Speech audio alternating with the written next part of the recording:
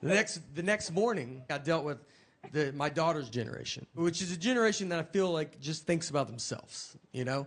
And so I go down to the breakfast. They have the breakfast buffet. So we're all going through it. This little girl's in front of me, and she has waffles. So she gets a waffle, and there's a coffee pot worth of syrup sitting on a plate.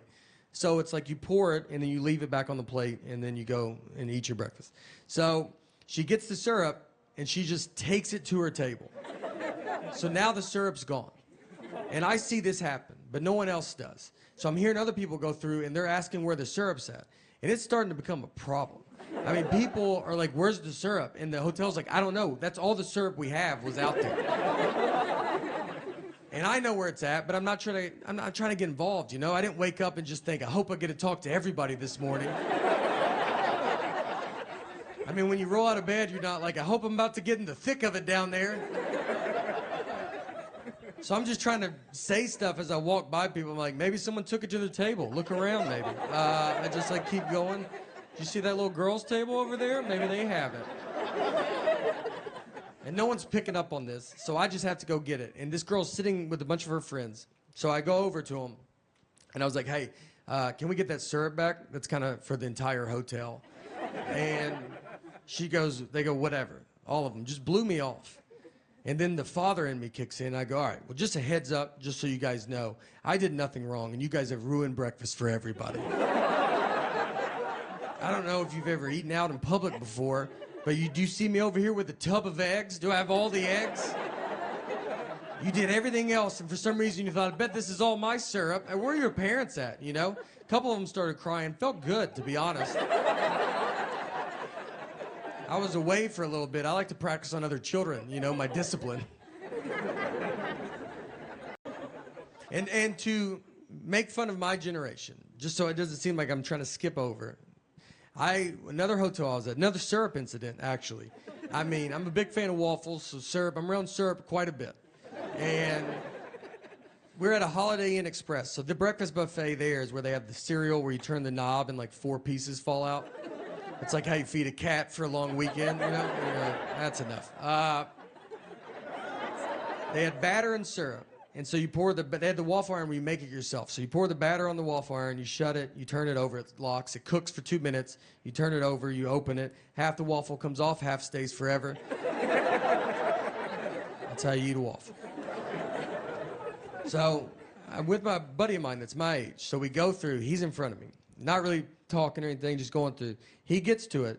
It's batter and syrup. They're in clear containers. They're not labeled, but they're in clear containers. He gets the syrup and starts pouring it on the waffle iron. And I'm not even stopping him because he's not doing it where he's going, I've never done that. He's doing it where we're probably going to try it after. I mean, he's just like, you're like, dude, I can't wait to see what this guy's making. Like, he might know something that I don't know. He shuts it, turns it over, it cooks. He's like looking at us. We're like, I mean, the whole line's like, yeah, what is that going to be? And it makes black smoke is what it makes. Just, I mean, dark black smoke. Just starts filling the lobby. The manager comes over. He's like, what are you doing? He's like, I guess I poured the wrong one. These are not labeled. And the guy's like, they're in clear containers.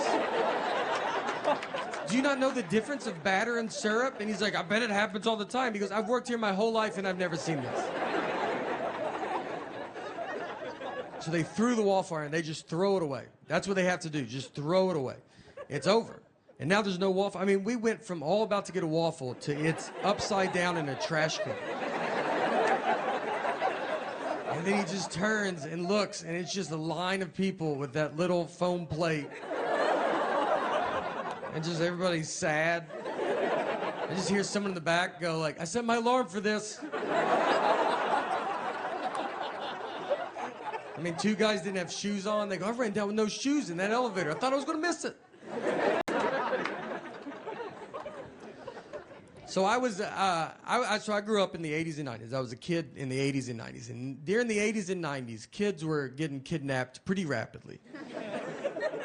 And look, I'm not trying to say we were more desirable or something. I think we were outside more. A lot more opportunity, you know. Also a lot easier to get us into vans. Didn't take much. And So parents back then, they would watch TV, and I think it would scare the parents. You realize like now everything's a crime show. Everything that you watch is crime, podcasts are crime, movies are crime. You almost like see it so much. But back then, you only had so many channels. And then when they would watch these shows, they were very powerful shows. My parents used to watch a show called Rescue 911. And it would just show reenactments of crimes. And it was powerful. I've seen 3 seconds of Rescue 911. I remember walking through the living room. My parents are watching it. I look at the TV. A guy has a ski mask on, and a woman is asleep with her feet out from under the covers, and he started rubbing her foot. That's all I saw. I kept walking. I don't know what happened before or after, but I know I've never been able to sleep with my feet out from under the covers because I accidentally saw that 30 years ago. And my feet get so hot, and I want to put them out so bad. I mean, I try it every night for 30 years, and then that image pops in my head, and I yank them right back under. I'll be in a hotel room, and I'm like, look, you can't get in here, dude. You've locked everything. And I'm like, that's exactly what he's been waiting for. He's probably already in here. So my parents, I think, watched a Rescue 911 where a kid went missing. So it got them scared. They were like, I think they took it as like, look, you guys are getting kidnapped. There's nothing we can do. It's happening. So they wanted us to be prepared for it. So instead of like, I don't know, self-defense, give us a gun, I don't know, something. What they did was like, you always hand out flyers if a kid goes missing. They were like, let's just get that flyer ready. We'll just do that, So if a kid goes missing, they always have a flyer. They put a picture of the kid and all the information below the flyer. So the height, weight, eye color, all that stuff. So instead of making a flyer, what they made us do was we wrote on a piece of paper our name, height, weight, eye color, and then we just held it up against a wall, and they just took a picture of us. So the picture is us holding our own information. And they said, well, when the cops are like, hey, let's get a flyer ready, we're going to be like, well, we've been rooting for this to happen. We already have one made. And they're like, we'll give that to the police. Which, if we would have been kidnapped, my parents would be in prison right now. No one's going to believe you pre-took pictures. I mean, they're going to just look at this and be like, all right, just tell us where the kids are at. That would be the easiest thing to do. I've never seen this ever. They had to go get that printed at Walmart, too. You couldn't do that at home. You had to go show people that you're crazy. We walked in Walmart, and the guy was probably like, hey, do you think I could talk to your kids by themselves for a little bit? I'd love to just chat with them. So I'm married as well. And me and my wife just celebrated our 14th wedding anniversary. And thank you. We've been together for 20 years. And I met her, it was before I ever started comedy. We both worked at Applebee's together, is where we met. We're big fans, we're big Applebee's fans, still to this day. Hold on. Let me just look. It feels like, yeah, that's a good one. How many, are they not all doing the same job? Wouldn't they just be like, well, I'm already over here, so you don't got to come over here, That's what it seems like they should do. They should talk more and go, I'm over here. And he goes, oh, okay, I didn't realize you were over. He's like, yeah. So don't go, I'll stay over here and you stay over there. That's like our main thing is that we can stay right here, All right. So my wife and I, we met at Applebee's. And before I ever started comedy, I was a host and she was a server. And someone asked her recently, they said, hey, do you think, did you ever imagine when you started dating that your lives would become all that it's become? And she said, well, when I met him, he was a host, and I didn't think he was smart enough to be a server. So, yeah, we've got a little bit farther than I expected, I told her I want to be a server one day, and she's like, you keep dreaming that dream, all right? I think if you try hard, you can get that menu memorized. Me and my wife, I'm the dreamer of our group. I feel like in a marriage, you have one of you is a dreamer. Money's not real. Let's have fun. Let's go do fun stuff as much as we can. And the other person hates fun. And that's how you make a marriage. You can't have two dreamers. You're going to be homeless in an hour. You need someone that just walks around. Is fun happening? I'd like to put a stop to that. Are y'all having fun? Stop it. Is the air conditioner on? Turn it off. I married my dad, is who I married. My dad, who I thought air conditioning cost $100,000 a day to run it.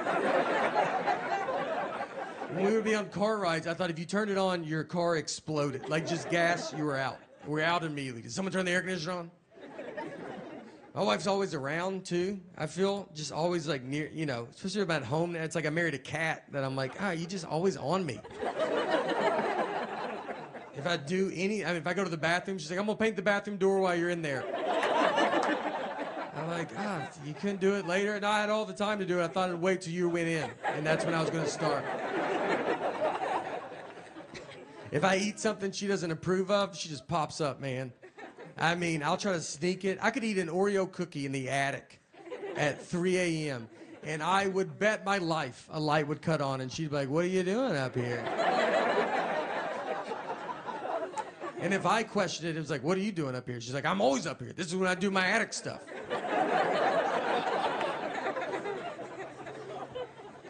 She put Life 360 on my phone. That's so they can track you even when they're not near you. You might not even know you have it on your phone. It's worse than what the government's doing. I would rather the government track me than her.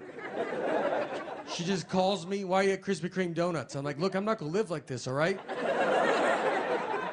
If I want donuts, I'm not gonna lock my phone in a gym locker and go pay cash for donuts.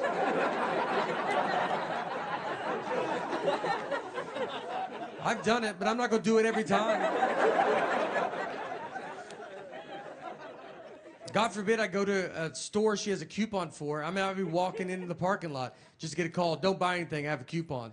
I'm like, do you think I'm gonna come home and get that coupon? Is that what you think's about to happen? I'm gonna try to pay more now that you called. I don't even know if Target allows that, but I'm gonna try to negotiate up on this toothpaste. You better hope they don't ask me to round up. I'm rounding up. I hate coupons so much, and she's addicted to them. She will not let me leave. Like, I got a coupon. I'm like, I just feel so stupid. I'm buying deodorant, and I'm like, I don't have all the money, but I'm almost there. But I do have this coupon. One day, I hope to be able to pay full price. We are